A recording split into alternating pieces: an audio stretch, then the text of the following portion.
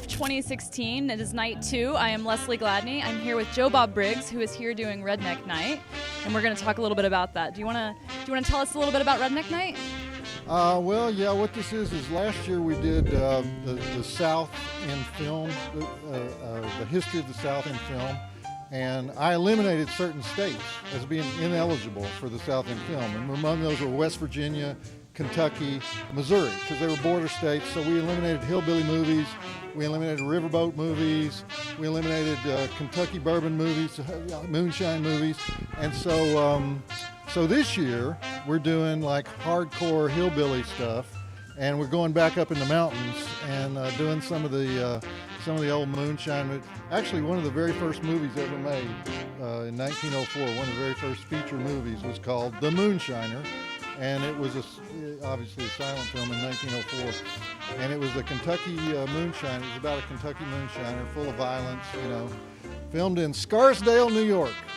And so, I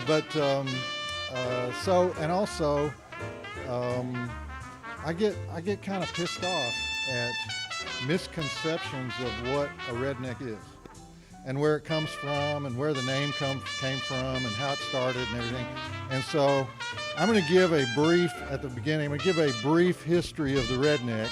I'm going to identify the very first redneck in human history, and then I'm going to talk about how they got here. and so it's a history of the redneck, but then it's like the greatest redneck scenes in history, in film, and concluding with the greatest movie in the history of the world, which is a redneck movie, which I won't reveal right here because there's people that it would be a spoiler for people. But the greatest movie in the history of the world is a redneck movie. So all of that in an hour and a half, or however much time they get. So you're gonna break down our misconceptions about rednecks. Right. You're gonna show us some films. Right. And you're gonna talk about them. Yep. And I'm going to show some like really rough films because what happened to the redneck is that Hollywood ran out of villains. You couldn't do Indians anymore. That was politically incorrect. You couldn't even do Russians. Because they release these movies internationally. They all appear on the same dates. They don't want to piss off the Russians. You don't want to piss off the Chinese. You can't even do Nazis. You don't want to piss off the Germans. And so what's left? A redneck. Nobody ever gets mad if you make fun of a redneck in the films, and so they have like redneck villains in big budget movies because you don't really have to say why he's a bad guy. Just make him look like a redneck, have him talk a certain way, and you already know. You don't have to explain. We know he's going to do bad things. And so it's like, it kind of saved Hollywood. It's like a screenwriter's shortcut, And so, I'm going to show some of those, but I'm also going to show some redneck hero movies where the redneck is a hero. Actually, one of my favorites, I'm not showing it tonight, but was right up the road here, Buford Pusser. Buford Pusser. I don't know how many Walking Tall movies there were. I think that like 8. It must have been like 8 Walking Tall movies, and like at least 4 Buford Pussers, including Kevin Sorbo. Remember him?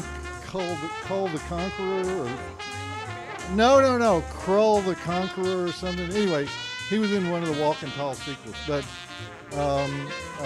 anyway, there's a certain type of movie that's like a redneck hero movie, and we're going to talk about those too.